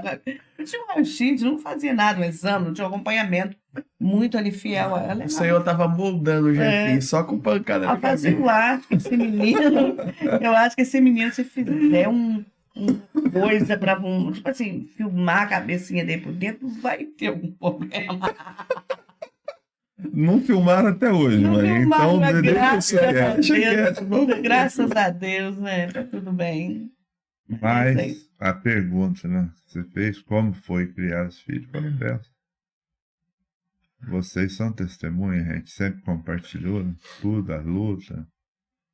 Meus filhos sempre me ajudaram a Trabalhar. trabalhar e de vez em quando alguém me pergunta, irmão Juarez, o pastor Juarez, qual o segredo para criar filho? Eu falei, é muito simples. É couro, né? Vara na hora certa, palavra de Deus e serviço. Criança ociosa que não ajuda o pai em nada, eu sei que esse argumento é refutado, né, em muitos setores da sociedade, inclusive a lei, né? Mas escravizar filho não, mas o filho ser cooperador nas lutas dos pais é um processo muito importante para a formação da personalidade e do entendimento do que é a vida. As crianças que não estão acostumadas com nada e não têm noção do que é participar. E nós participamos com o nosso pai, dos trabalhos, das lutas deles, e isso não diminuiu em nada o A nosso gratidão, amor. o amor, né? E até você falou que Deus te deu bons filhos, né? Deus deu a vocês bons filhos. E na hora que você falou isso, eu pensei na hora que Deus nos deu bons pais. É muito interessante quando a relação familiar ela caminha dentro do padrão do Senhor, a sensação é sempre de satisfação. O marido que olha para a esposa e fala, Deus me deu uma boa esposa, e a mulher que olha para o marido e fala, Deus me deu um bom marido. E sobre isso, até a forma como o papai falou, né, o coro, eu substituiria, por exemplo, por disciplinas, porque em momento algum, até deixo claro às pessoas que me viram na infância, né, e de repente se indignaram em algum momento por conta de alguma disciplina que o papai exerceu sobre mim ou sobre meus irmãos, em momento algum houve a violência, houve algo fora do contexto de disciplina. Todas as vezes que houve a questão da disciplina física, eu tinha consciência clara do meu erro, eu tinha consciência clara do que eu precisava acertar e depois daquilo eu não fazia mais. Então, meu pai nunca... eu nunca fui disciplinado sem entender o porquê, eu nunca fui disciplinado sem motivo, nunca fui disciplinado com ira, com raiva, nunca fui disciplinado fora do temor de Deus. E assim, nunca era na primeira vez. Eu lembro que o papai falava, ó, a gente vai conversar, pô. Depois da terceira, e aí eu ia até a quarta. Esse era o problema, não era... Mas eu era avisado, eu era instruído. Então, existe sim a forma de disciplinar fisicamente também, com amor, no temor do Senhor, fazendo o que Deus espera, né? Tem uma questão... O Jefferson apanhava e falava, papai, o senhor tá certo, eu errado. E aquilo assim, diminuía a sua correção. Papai às vezes ia dar uma coça em Jetro e em mim. E havíamos cometido o mesmo erro, o mesmo delito.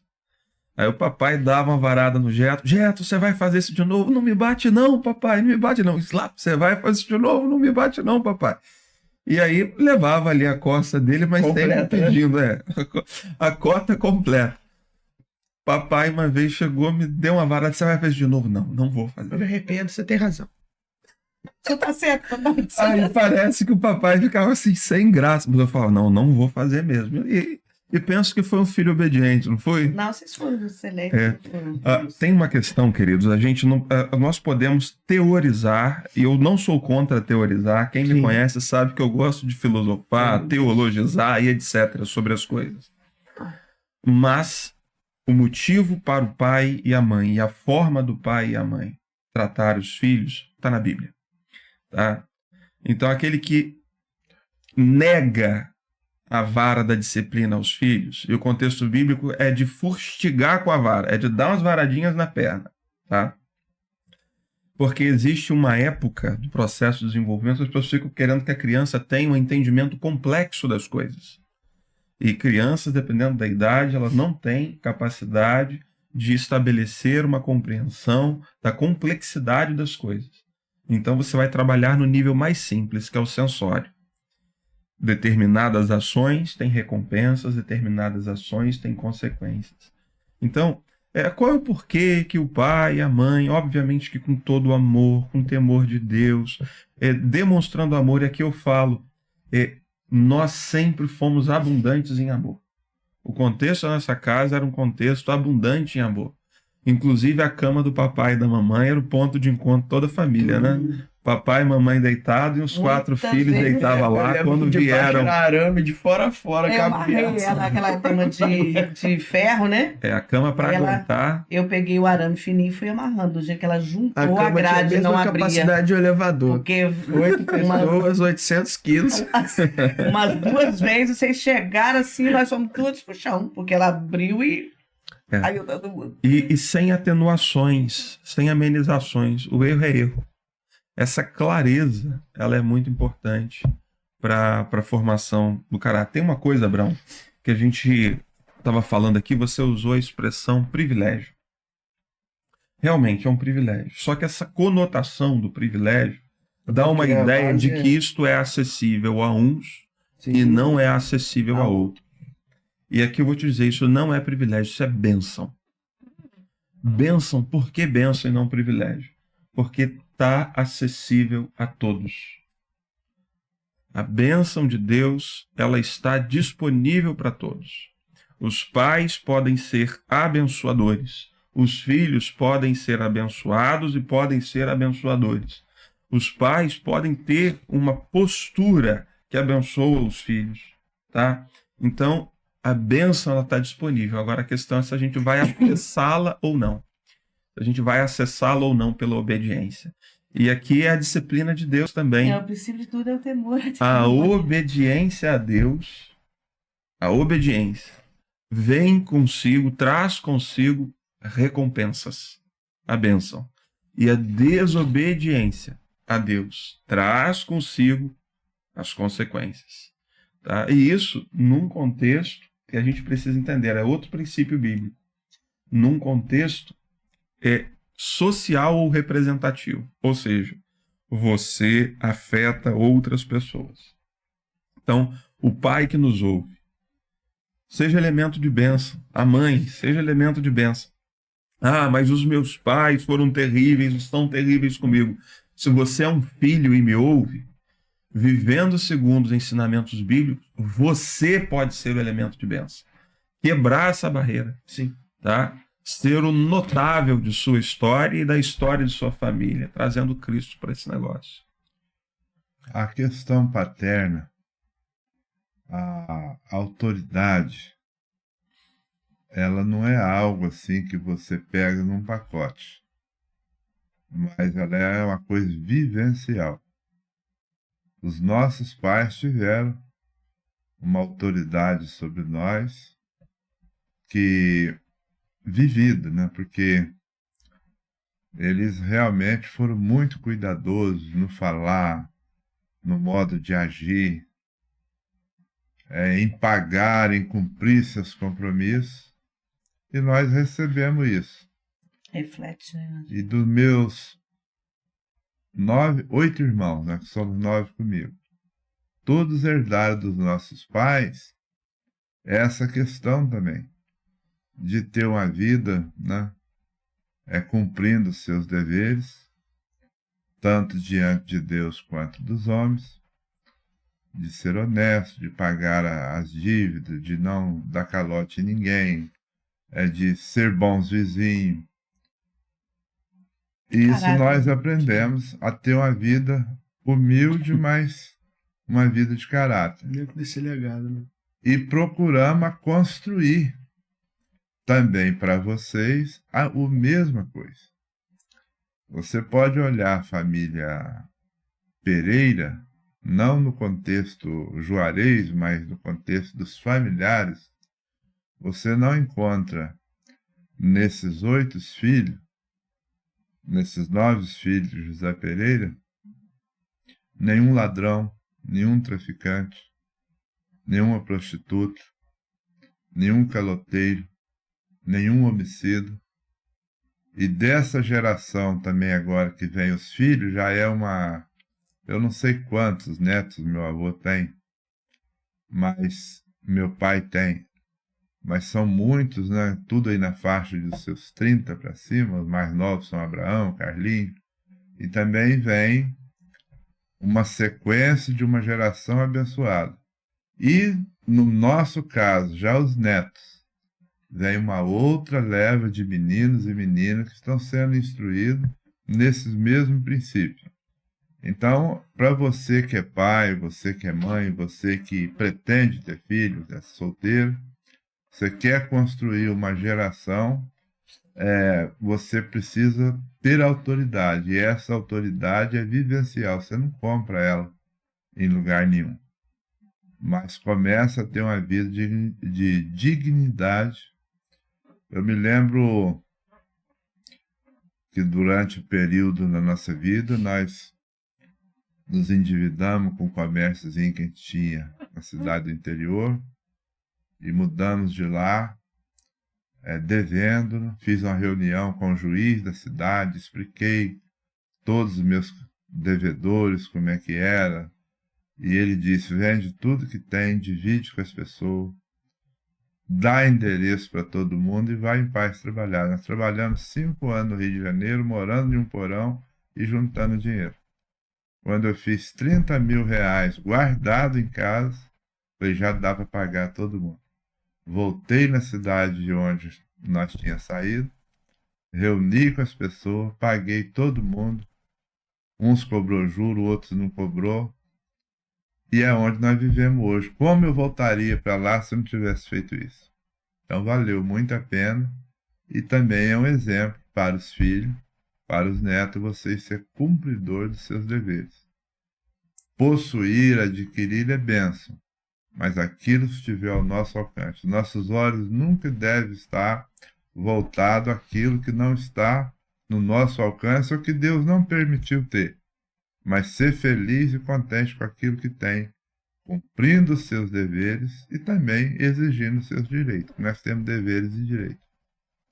Benção. Amém. Nós estamos caminhando para o final. Temos aqui clássicas, né? 2 perguntas. Tradicionais. Eu vou fazer uma à mamãe, depois o Abrãozinho faz outra ao papai. Eu gostaria, mamãe, que você falasse um pouquinho sobre a perspectiva familiar. Qual o conselho que a senhora daria às mulheres que estão aí vivendo suas vidas, cuidando dos seus filhos, enfrentando as lutas, mas estão cansadas, estão aí sofrendo, né? Que conselho você daria a essas mulheres que estão se sentindo, por vezes, aí sobrecarregadas? Jefferson, a família é algo muito especial. A criação dos filhos é uma bênção. E realmente tem momento que, né, a carga se torna pesada um pouquinho. Mas isso é maravilhoso, e falar para elas que curtam esse tempo, apesar de ser, né, nós estamos falando de família que estão levando uma vida, porém cansaço, nós estamos falando de aflições, né? Então, curta esse tempo, né? Porque hoje eu estou podendo descansar, né? No sentido de estar longe dos filhos, dos netos, mas que, assim, se pudesse voltar um pouquinho àquelas lutas, eu queria estar perto, juntinho. Então, assim, os momentos que estamos vivendo hoje, né, dos pais que estão aí sofrendo com os filhos, vale a pena você curtir a cada momento, mesmo apesar de ser momentos cansativos. Eu sei que eu vejo as minhas noras, minha filha, né, mas eu falo com ela, isso vai passar e você vai lembrar disso aí com muita saudade. Então, curta esse tempo, busca no Senhor força, né? Lança sobre ele todo o seu cansaço, a sua luta, mas são os momentos bons. O que eu falo procura viver esse tempo com alegria, não deixando de ensinar a palavra, porque a mãe, ela é para toda a obra, né? Ele fala assim, você auxilia o marido, você tem que cuidar da casa, você tem que educar os filhos. E hoje, quantas mães ainda trabalham fora, então fica sobrecarregada, né? Mas é momento bom, quero dizer que vai passar e você vai sentir saudade, né? Quando estiver sozinha. Então, Às vezes o que o povo está desejando, quando chega, não é o que queria, né? não é o que queria. Ah, como eu gostaria de me aposentar, como que eu gostaria de ter tempo Só para isso. que Ah, ver eu os meus gostei. filhos grandes. E eu gostei do Só que conselho. eu vivi esse tempo assim, entendendo cada época da minha vida, né? Hoje é tempo, quando o Juarez falou, né? O Juarez sempre liderando as congregações, eu vou lembrar desse tempo um pouquinho. E a minha responsabilidade era muito grande, né? Eu tinha o Jetro com 1 aninho, quase 1 aninho, o Jefferson na barriga, né? Que é uma diferença de 11 meses. Então, assim, a princípio, quando eu engravidei de você, eu achava que seria muito difícil. Como eu vou dar conta de 2 filhos se eu não estou dando, achava que estava dando assim, não estava dando tempo que eu precisava de projeto. Veio o Jefferson, nunca deixei de ir, né?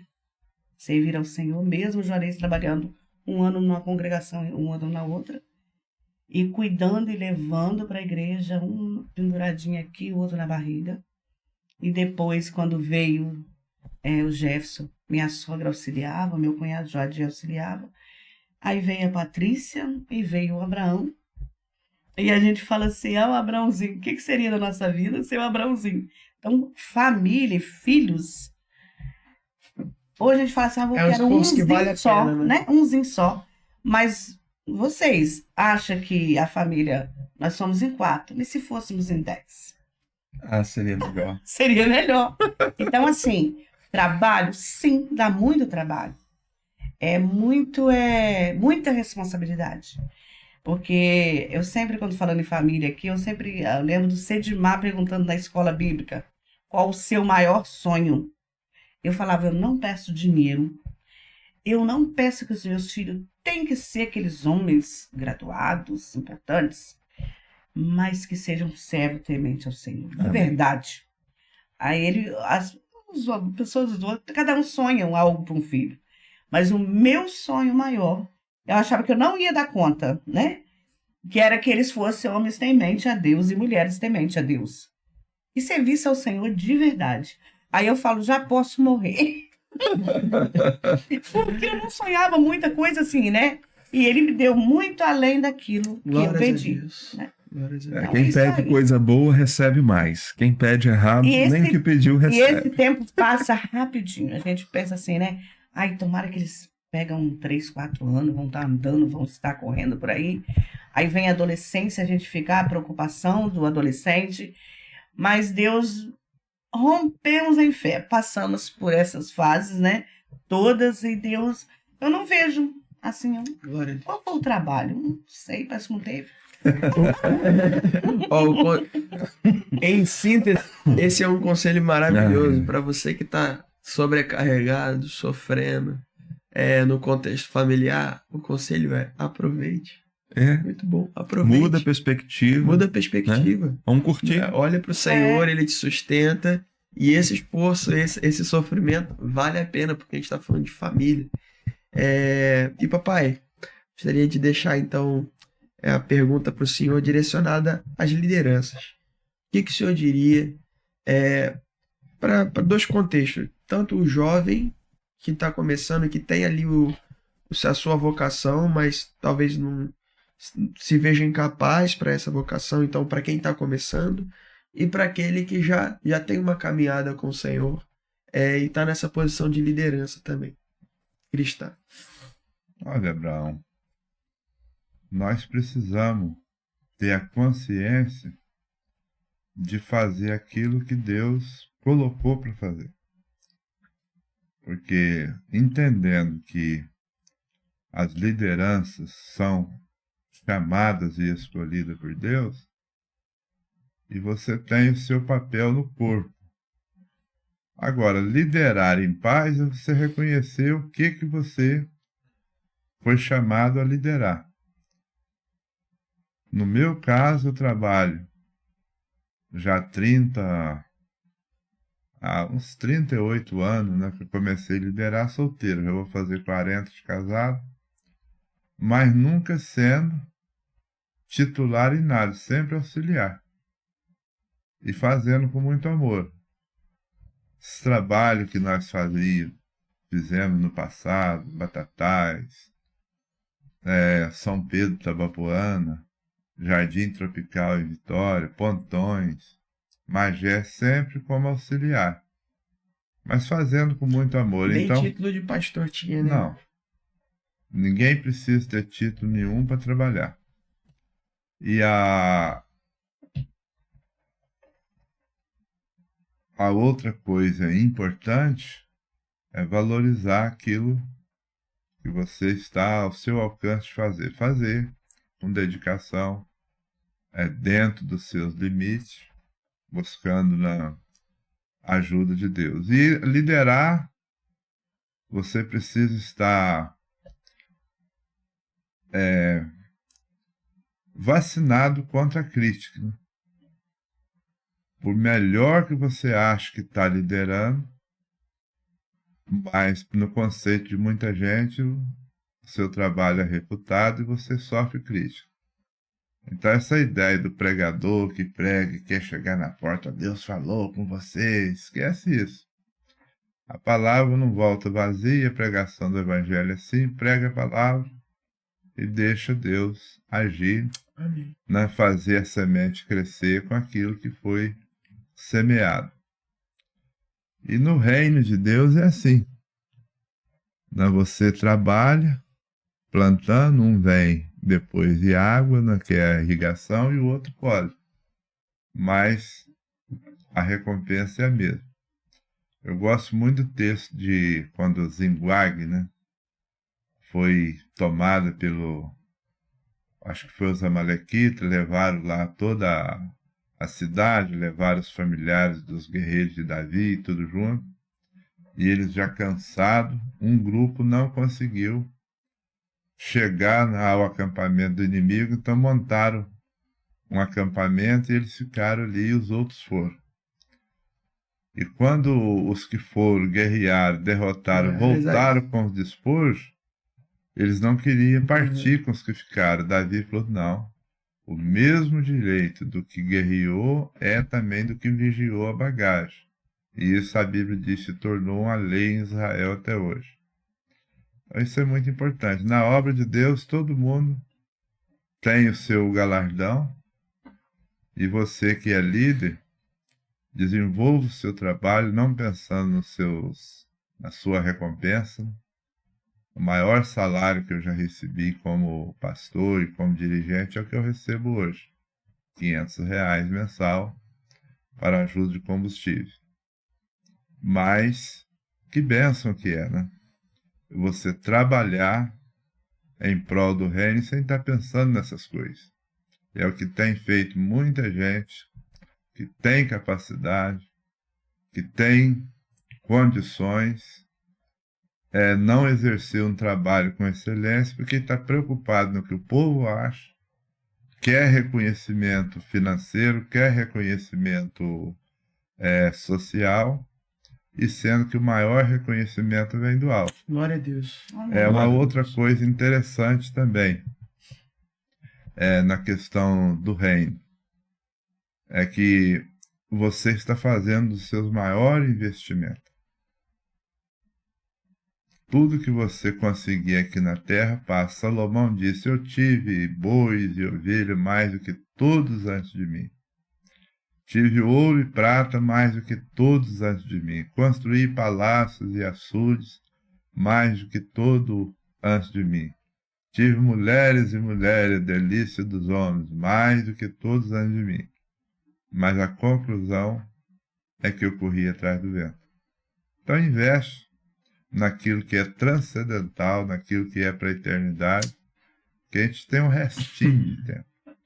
E nesse restinho de tempo, Paulo diz que existe um resto de aflições de Cristo para ser cumprido no nosso corpo. Então, é um restinho de tempo. Aproveita para sofrer um pouquinho. Sofrer um pouquinho mais. E daqui a um tempo é vocês que estão na nossa idade, faltando um restinho, os outros já vêm para trás. É uma geração dentro da outra. E o mundo continua assim. Glória a Deus. Que bênção, papai, mamãe, coisa boa receber vocês aqui. Temos que promover outros encontros, aproveitar as vezes em que vocês estiverem aqui no Rio, a gente ouviu o testemunho mais específico da história do papai, depois o testemunho da mamãe, né? E de alguma forma, compartilhar essa história. É uma história que nos abençoa. Tá? Eu e Abraão, Jetro, Patrícia fomos forjados, né, nessa história. E eu penso que é uma história que pode abençoar muitas pessoas. História de fé, história de resiliência, história de trabalho no reino. E que coisa boa, né? Maravilha. Coisa boa. Então, Deus abençoe vocês. Deus abençoe quem também nos acompanha. Você que permaneceu até agora e ainda não deu seu like e ainda não se inscreveu no canal, não ativou o sininho, não enrola mais não. Faz a sua parte, faça parte da nossa família Petra Talk. E assim nós encerramos esse episódio. E que você esteja conosco nas próximas edições, nos próximos momentos. E que o Senhor seja engrandecido através da sua vida, da sua família e da sua comunidade de fé. Que Deus abençoe a todos. Até a próxima. Despedindo, Abraão. Despedindo aí, né? Público. Eu quero fazer menção do pastor titular da nossa igreja hoje, pastor Rivaldar Júnior, Rivaldar Gomes, né?